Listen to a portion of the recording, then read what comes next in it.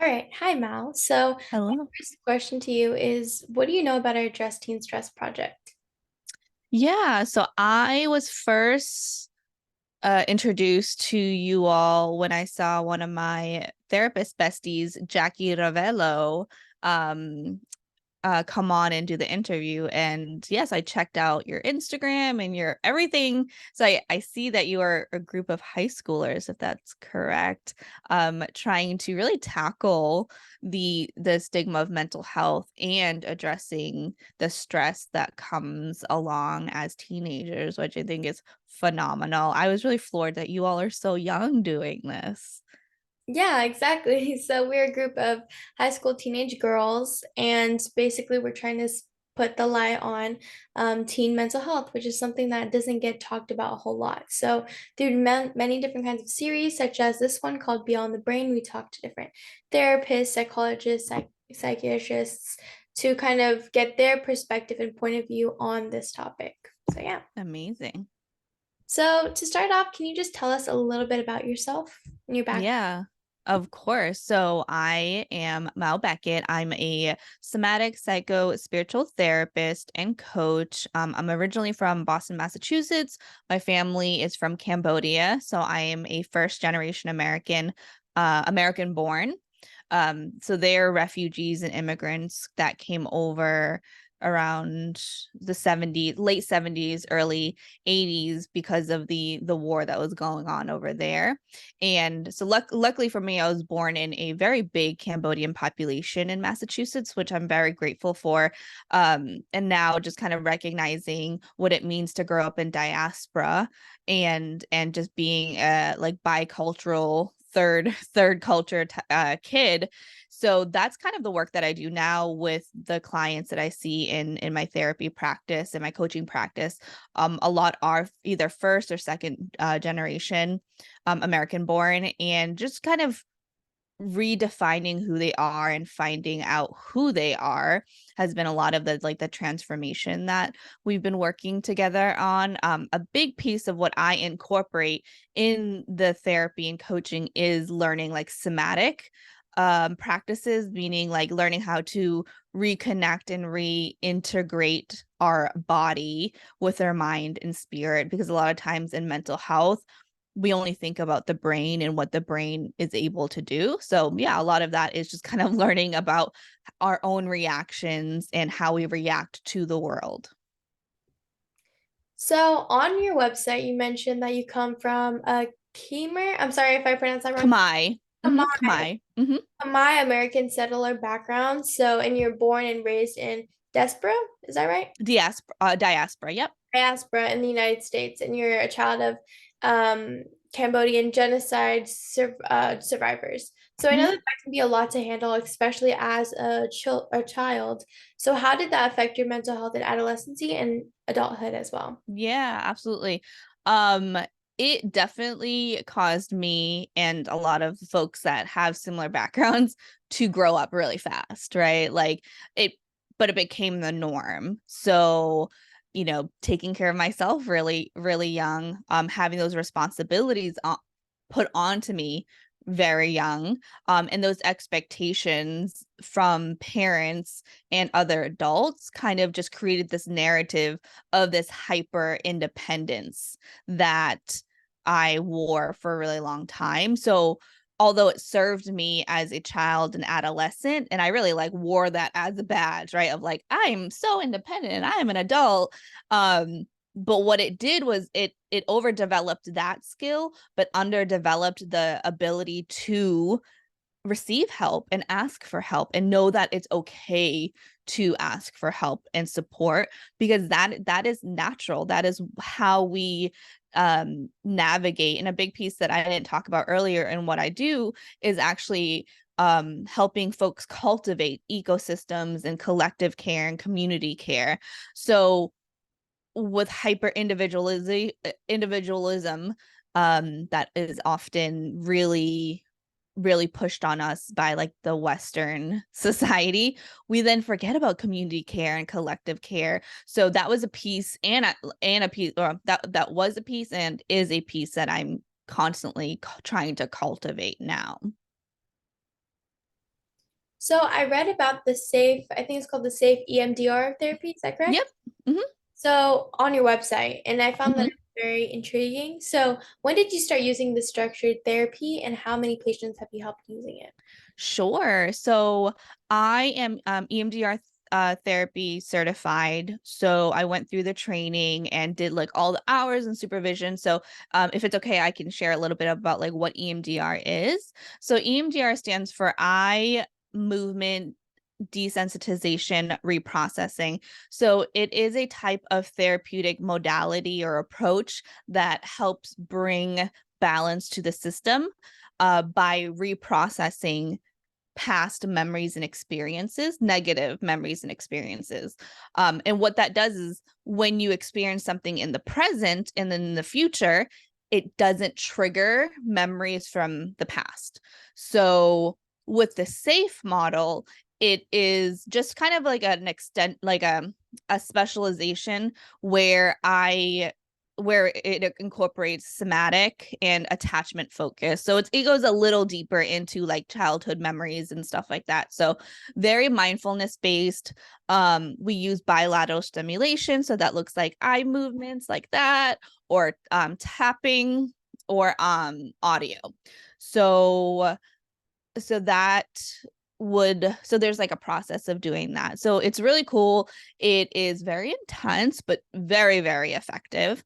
So most of my clients I see actually use that. We use that approach. And the cool thing about this approach is you don't have to have a specific like diagnosis, right? I don't have to give you a diagnosis for it to be effective.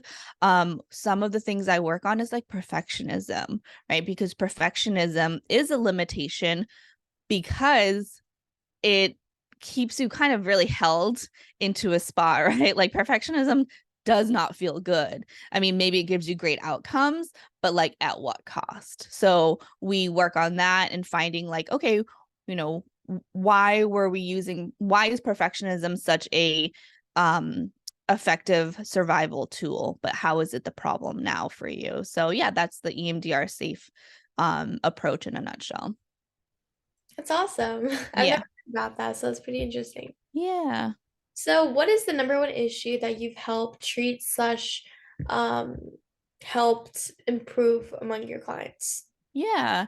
For me, because my kind of aligned clients are folks, a lot of Gen Z's, millennial age folks, so very high achieving, like have reached their goals, and they're kind of like missing something, right? So not, yeah, I mean, a lot of folks do experience depression and anxiety. It's very common and normal. I imagine you know that with like the research they do in mental health, but because like society and capitalism creates the like that is a byproduct of that.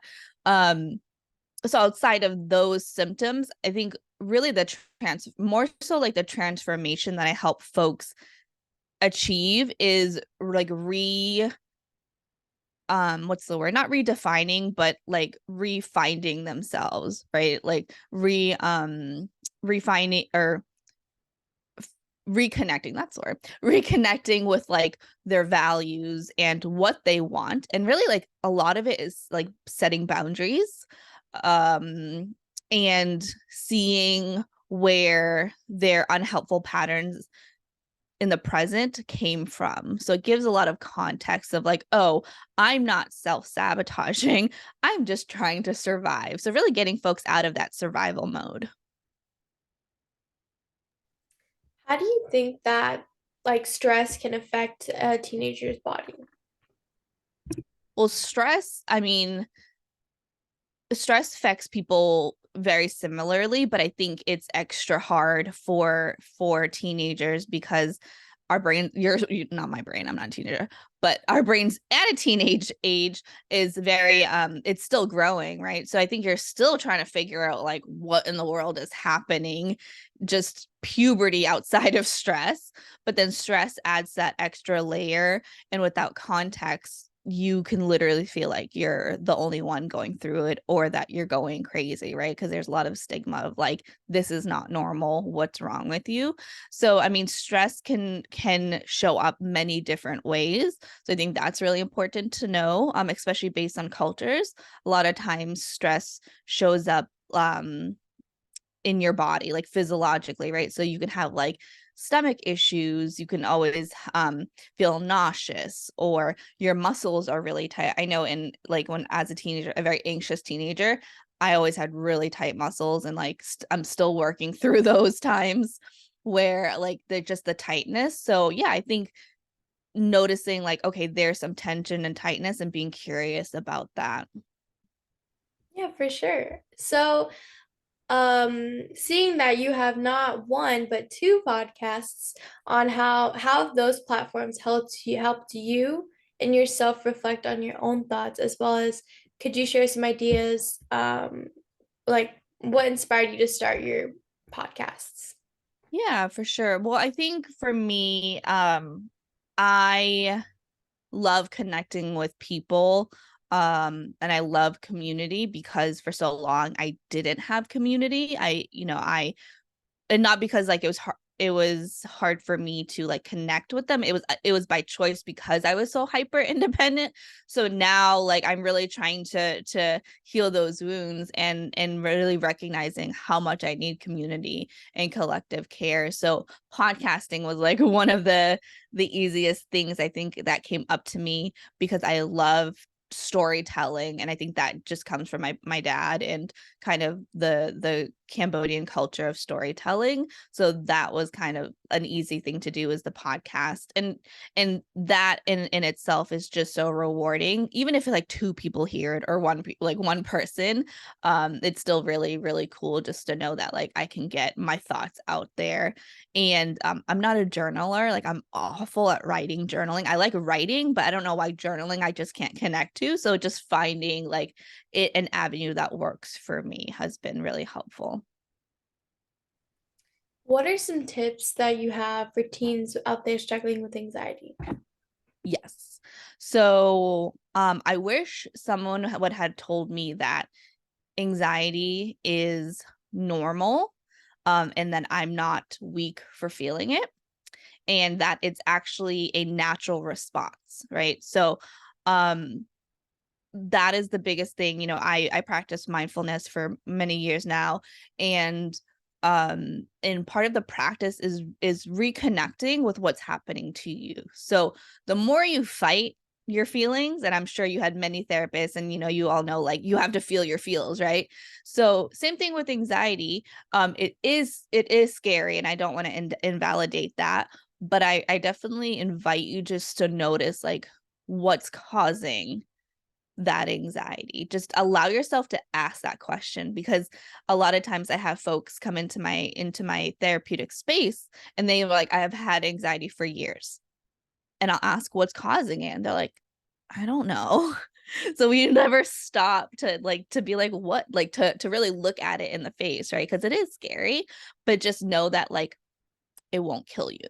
Like, just taking away that power of anxiety, and maybe even reframing like what the anxiety does for you. Because what really anxiety is our body's natural response to something in the environment, right? To a potential threat, stress, um maybe it's excitement, but because we're so used to anxiety, we think it's anxiety. So yeah, so just a takeaway would be, just be curious of the anxiety. What made you choose your current occupation as being a somatic psychospiritual therapist and coach? TV. It looked really fun. So I'm obsessed with Law and Order SVU. So I love forensic psychology. So one of my podcasts is a forensic psychology, true crime, paranormal podcast, with mental health and social work in it. So yeah, no, it was really just I love humans, like, and I love neuroscience and psychology. So I was really interested in that. And again, just that like connection that is part of therapy. And my dad is actually, he comes from a long line of healers, so I really feel like it was just in the stars and in my blood. That's awesome. And yeah, I Thank think you. it's definitely interesting how like TV shows and stuff can influence like how Mm-hmm. just like how a lot of people want to become doctors because of Grey's Anatomy or True. Yeah. For sure. so what are some misconceptions that you think other people have on therapy and therapists? Yeah. That we're boring. I'm sure there are boring ones now. But no, I think that it's not helpful or it'll make you worse. And don't get me wrong, not all therapists are made the same, right? Like I think um you should be mindful and intentional and picky of who you're going to spend that really intimate space with. So I think the misconception is that the therapist knows all. We don't, they don't. You are the expert of your life. What a safe and productive therapy space should be is that you're collaborating with them, right? Like they should give you the space to explore, but also they shouldn't put their thoughts and own experiences onto you. But also there should be a fine balance of like, you know, that they're human, right? They're not just there being like, mm-hmm, yeah, I agree. Or just asking you, what do you think about that? So yeah, it should be fun, honestly, too. Hard but fun. And then adding on to that, what do you think are some misconceptions that people have on the topic of mental health? That let's see. Oh, I feel like there's so many. Misconception. That you're damaged if you have mental health issues or limitations, and that it's not fixable. Our brains are extra resilient, our bodies are very resilient. So healing is always possible. It's just not easy. All right, and my last question to you is Mm-hmm. what advice would you give to someone struggling with mental health, or, what is your message to our adjusting stress audience? Yeah, I would like to share that you don't have to struggle alone, and I'm sure that's not a new thing, right? But we often do struggle alone and in silence, and it's so much harder to get out of that if you stay quiet and isolated. So even if it's connecting with like a friend, it doesn't need to be a professional, and also that therapy is not the only way to heal, right? And this is me as a therapist, as my career. Therapy is not the only way to heal. Stress relievers is not only done in therapy. Like community is so powerful, and I've seen people heal through just community, like with peers and family. So just know that, if you're not ready for therapy, that's okay. That you can definitely find support in other ways, but you just have to know that you deserve that support also. All right, thank you so much for giving me the opportunity to speak to you. I'm really grateful for hearing what you had to say and about your background. I think it's all very interesting. Do you have any questions for me?